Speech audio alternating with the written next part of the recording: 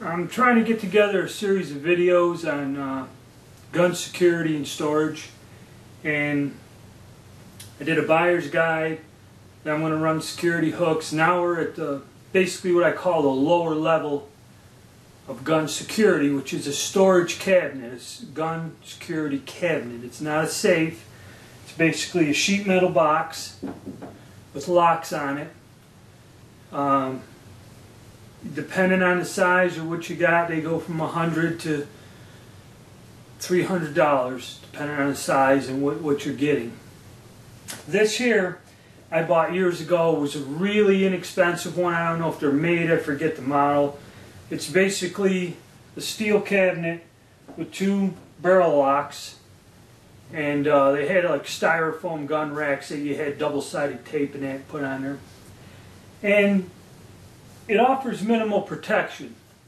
I bought it and I converted this to store my ammunition in, because I had a lot of ammunition, and what I did is just modified it, put shelves in. There's ammo cans on the bottom, and all my ammunition was stored there, and that way I can lock up my ammunition. I didn't buy it per se for guns, but when I bought it, the guy at the gun store told me somebody bought one just like it. And you know, like I said in a video on buying a safe or whatever, when you're making a decision, say you don't really have a lot of guns, you just have a few, 2 or 3, maybe they were left to you by a relative or something, or you don't have a lot of money tied up in them, you'd still want to kind of keep them safe. Just leave them in the closet, because burglars basically, when I've heard of break-ins, talked to people with break-ins, gun safe, no matter what the quality is, you're covered. They don't touch them. These security cabinets, basically, your burglars have one tool, and this is it. The jimmy, flat bar, or whatever, it's used for pulling nails. I use this for doing some roofing work on my house. And basically, people will have something like this. You can pop a door open, pry open a door, break into a house with a tool, and that's all it is. They just keep it in their pocket or tuck it down their pants. That's your basic burglary tool. Now the thing about this, I'll show you the locking mechanism. The locking mechanism works, but you can get this in there and pry. And the guy in the gun store told me, fella that bought it, he just had like a shotgun and a .22 and that, and he didn't have a lot of guns, but he lived in a bad side of town, a lot of break-ins. Bought one of these, and the key is they give you lag bolts. To make these work 100% or to their optimum security effectiveness, you got to bolt them to the wall or bolt them to the floor. And in that way the thing's in there. You're not getting it out unless you open it up. And he said they took a pry bar and pried the hell out of it and beat this thing up. And actually they got it bent back. And I'll get the camera around and show you the locking mechanism. They got it bent back. And he said they were trying to reach down and pull the guns out, but they couldn't. They couldn't bend it far enough to get out a gun. So, and I forget, it was over 20 years ago I bought it. It was like 60 bucks. It was way under $100 for this thing. So they're well worth it. You don't have to spend a ton of money. Just use your head and common sense, and kind of don't tell or let a lot of people that know you or know where you live where your guns are stored. You know, this is in a closet. It's kind of obscure. You know, I don't show this to people when they come to the house to visit. They don't know what's in there.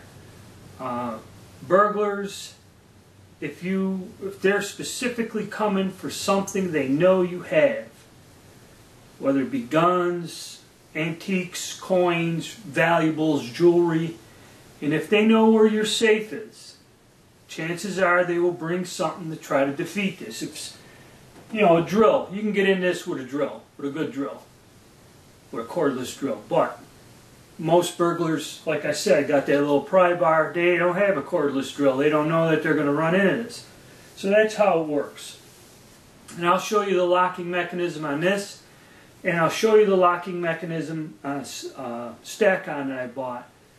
And the stack-on locking mechanism's a lot better. They're available at most of the gun stores and that.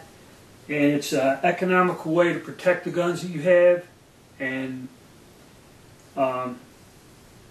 you know, they work. If you don't want to spend a ton of cash, they do work to a certain degree. Like I said, depends on the circumstances. Let's take a look at this locking mechanism and one on the other safe, and I'll show you the differences. Okay, basically you got two keys on this cabinet. Like I said, this is probably the most basic one you could get.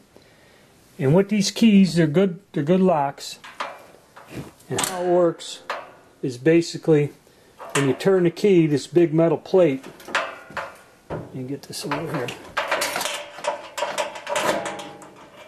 comes over and just goes up on the lip here.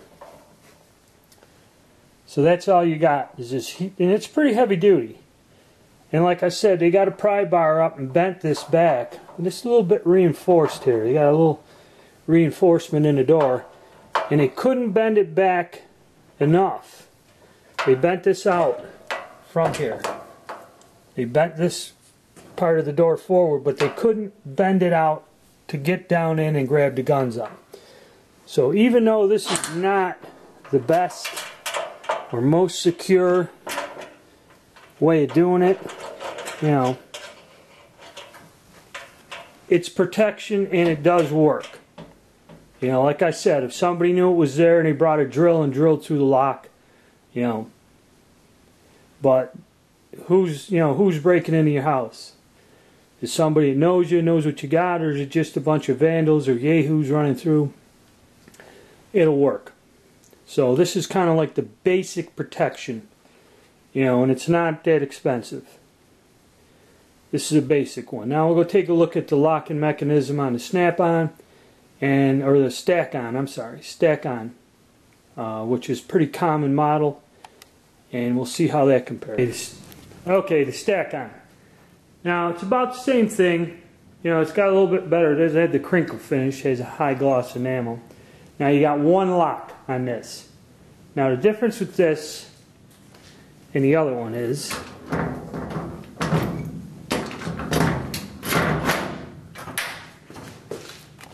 okay, there you have, take a look at it. You have your, again, big heavy plate, attaches down, but if you notice, this has these rods, get the camera here, they go up here to the door. And when you close this, get a good angle on it, there it's closed. So you got this at the top and down at the bottom also. So you got a metal rod that runs the length and latches the door at the top. And that's a little extra security. That makes it so they can't pry that. You know, if they bring the jaws of life with them, yeah, they're going to open the thing up, but usually that little pry bar, it'd be tough. It'd be tough to get this to even bend or go. You know. So Stack-on's probably better quality than that other one. Like I said, the other one I use for ammo, but I've heard you know, people had them with break-ins. They work. They didn't get the guns. It was very low cost security, but it did its job. You know, like this here. It's not expensive security, but the guns are secure. They're difficult to get to. You know, it's not a walk in the park. Like I said, they come with tools. They're looking for this. They know it's there. Yeah, they're going to open it. But very rarely will that happen. You know, that's why a lot of it you have to watch who you talk to about your guns and your hobby, and who you let in your home. Even if it's not the people that are your friends, co-workers, or relatives, they may talk to other people who in the conversation is overheard by somebody. You know, it doesn't even have to be anybody knows. Somebody overhears, well, this guy's got this real expensive gun collection and that. And people who are criminals, that's how they do it. Kind of like walking around with a little device to get your credit card number in a crowd. That type of action. Alright, so that covers security cabinets, which I hope it gives some people some information. You know, like I said, it's the very minimum, but they do their job under most circumstances.